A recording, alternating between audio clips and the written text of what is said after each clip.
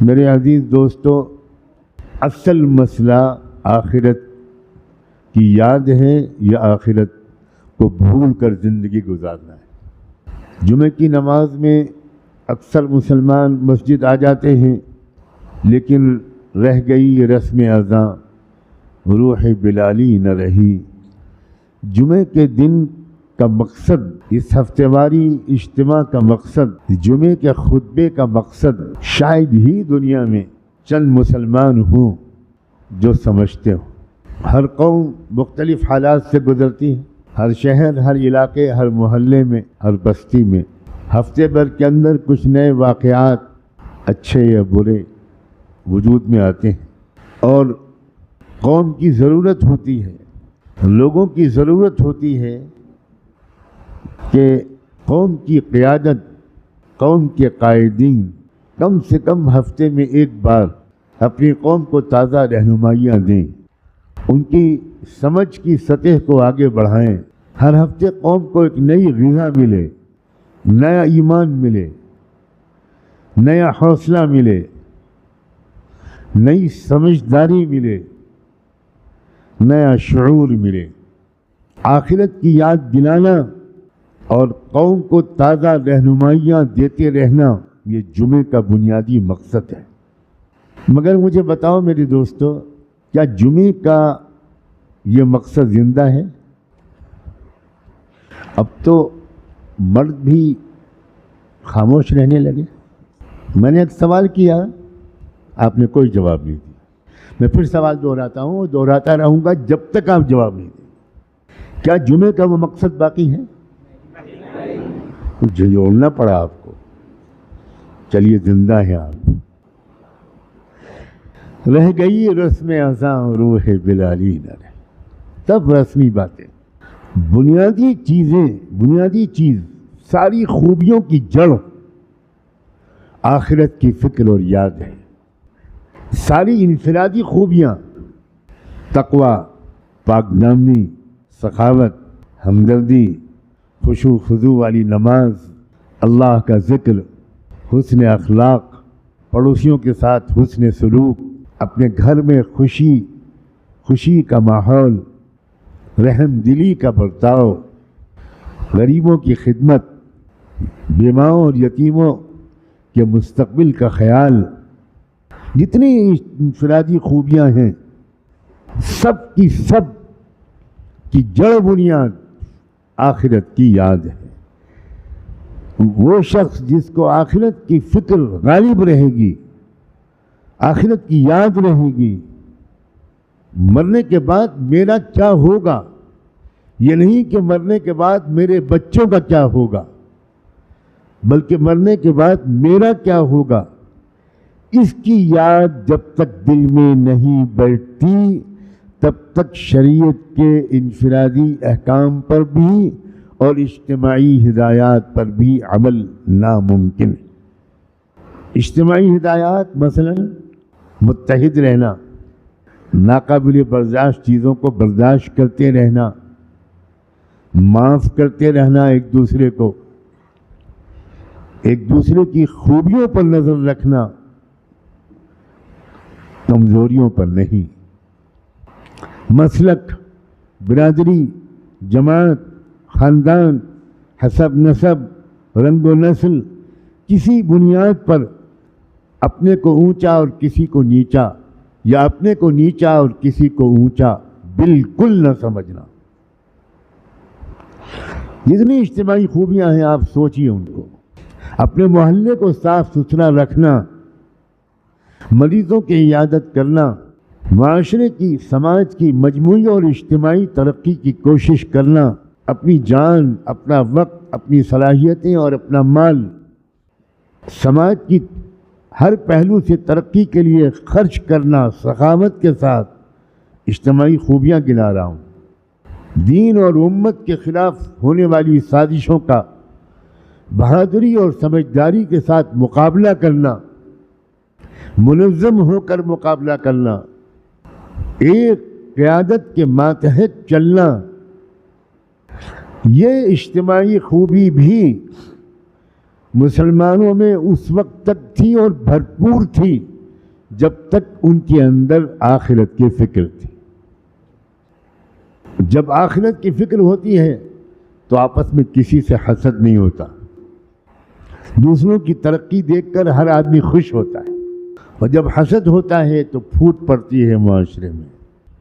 جب آخرت کی فکر ہوتی ہے تو انسان کے اندر دولت مند ہونے کے باوجود صاحب اختیار اور صاحب حیثیت ہونے کے باوجود غرور و تکبر نہیں ہوتا۔ اصل مسئلہ ہمارا اس وقت یہ ہے کہ ہمارے اندر سے آخرت کی فکر تقریباً نکل گئی، صرف اتنی بات باقی ہے کہ کچھ قومیں آخرت کا انکار کرتی ہیں اس لیے اس سے غافل ہیں، اور ہم آخرت کا انکار تو نہیں کرتے مگر ہم بھی آخرت سے تقریباً انہی کی طرح غافل ہیں۔ جو آخرت پر ایمان نہیں رکھتے، اگر وہ آخرت سے غافل ہیں تو ان سے کیا شکایت ہے، کیا تعجب ہے؟ شکایت تو ان سے ہے، تعجب تو اس امت پر ہے جو کہتی ہے کہ ہمارا آخرت پر ایمان ہے مگر اس کی بد اخلاقی یہ گواہی دیتی ہے کہ وہ آخرت سے بالکل غافل ہے۔ جھوٹ کی اس کی عادت یہ گواہی دیتی ہے کہ وہ آخرت سے بالکل غافل ہے۔ اس کا غرور، اس کا تکبر، اس کی بے حیائی، ناپاک کاموں سے اس کی دلچسپی، موبائل کا غلط استعمال، وقت کو ضائع کرنا، بڑوں کا ادب نہ کرنا، والدین کی آنکھوں کی ٹھنڈک نہ بننا بلکہ ان کی آنکھوں کی سوئیاں بن جانا، بات بات پر بیوی کو ڈانٹنا، اپنے بچوں کی تربیت کا خیال نہ رکھنا، اتنے گندے معاشرے میں رہنے کے باوجود اپنی بچیوں کی تربیت نہ کرنا جس کے نتیجے میں بچیاں مرتد ہو رہی ہیں۔ سب کیوں ہے؟ اس کی جڑ صرف ایک ہے، آخرت، موت کے بعد میرا کیا ہوگا؟ کیا جو کچھ کہا ہے قرآن نے جھوٹا ہے؟ کیا جو فرمایا محمد الرسول اللہ نے معاذ اللہ، کروڑوں بار معاذ اللہ، کیا رسول اللہ جھوٹ بولتے تھے؟ جس ہستی نے نبوت سے پہلے کبھی جھوٹ نہیں بولا، جس ہستی کو دشمنوں نے کہا کہ صادق الامین، جس کے بدترین دشمنوں نے کبھی سرور کائنات پر جھوٹ بولنے کا الزام نہیں لگایا، کیا انہوں نے قبر کے بارے میں جو کچھ کہا ہے جھوٹا ہے؟ القبر اما روضۃ من ریاض الجنہ واما حفرۃ من حفر النار۔ یاد رکھنا، حضور نے فرمایا قبر جو ہے یا جنت کا باغ بنے گی یا جہنم کا گڑھا بنے گی۔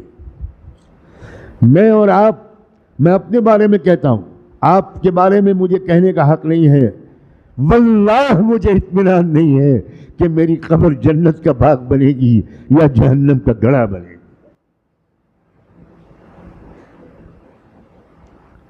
آپ اگر مجھ پر احسان کرو تو میری مغفرت کی دعا کر دینا۔ غفلت کی انتہا ہے۔ یہ دنیاوی حالات، یہ دنیاوی پریشانیاں، یہ دنیاوی ذلتیں، یہ ظالم حکام کا ہم پر مسلط کیا جانا، ظلم اور دہشت گردی کے لیے ان کو کھلی چھوٹ ملنا، میرے عزیزوں، کسی کو شک ہو تو ہو، قرآن کے اس طالب علم اور محمد مصطفیٰ کے اس گنہگار غلام کو ہرگز کوئی شک نہیں ہے کہ دراصل یہ ہماری نافرمانیوں کی وجہ سے ایک تنبیہ ہے۔ میں ابھی عذاب نہیں کہہ رہا ہوں، میں ابھی سزا نہیں کہہ رہا ہوں۔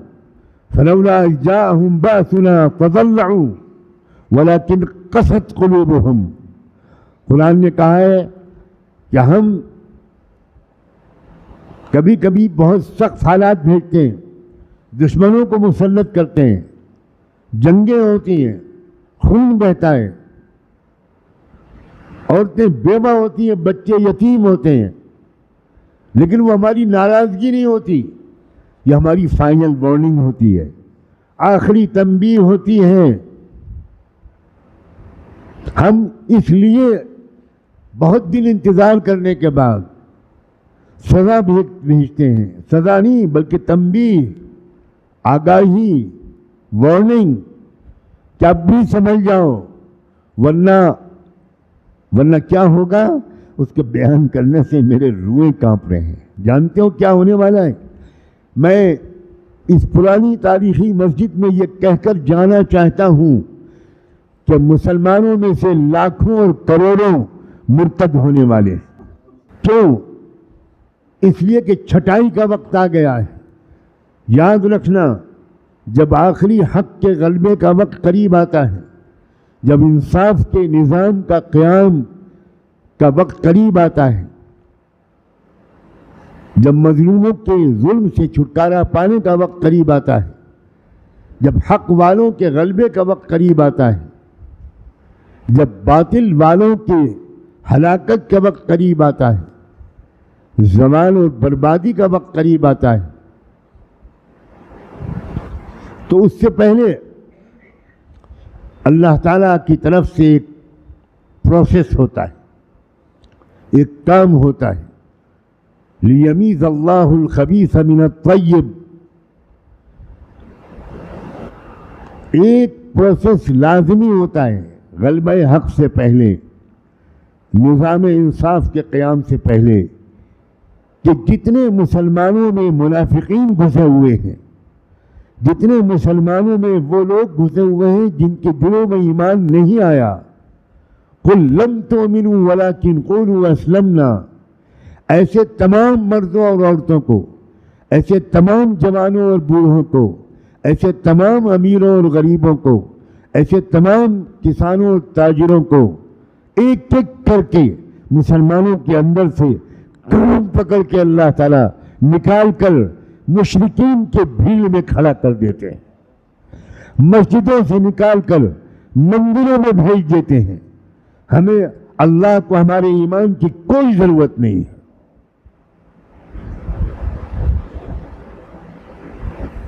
اور کیا آج یہ منظر دیکھنے کو نہیں مل رہا ہے؟ پھر جواب نہیں دے رہے آپ۔ یہ اتفاقی واقعات نہیں ہیں۔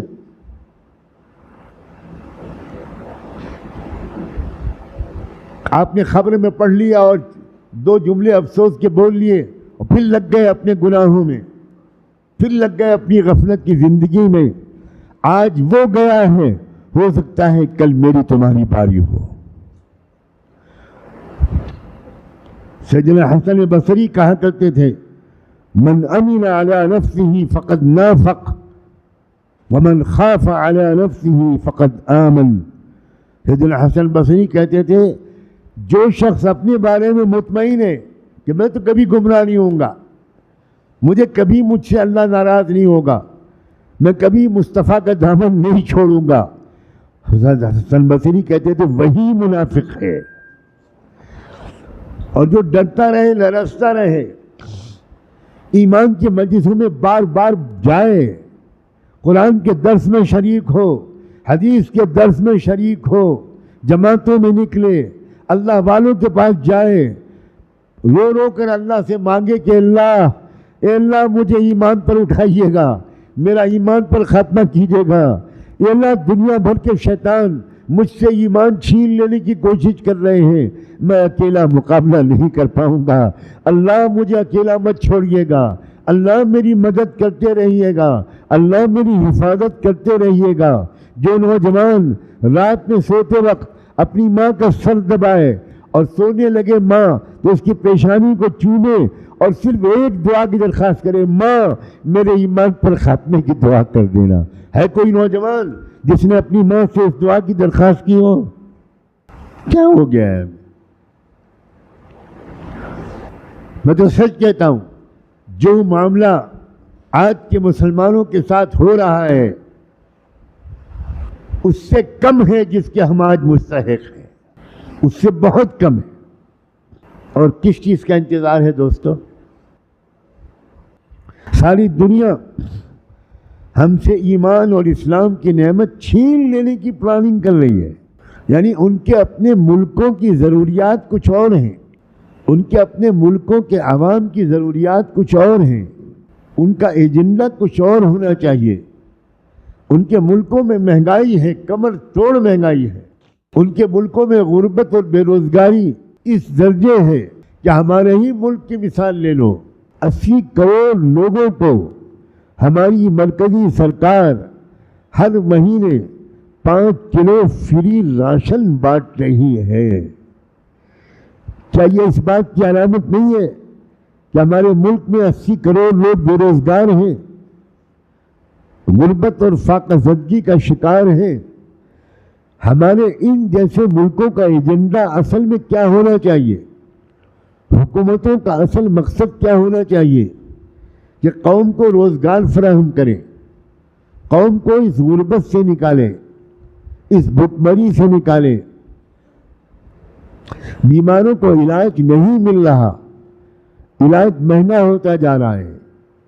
ضرورت تھی اس بات کی کہ حکومتیں اس کے پیچھے پڑتی کہ آخری آدمی جو ہے ملک کا آخری غریب آدمی، اس کو بھی بہترین علاج سستا اور مفت ملے.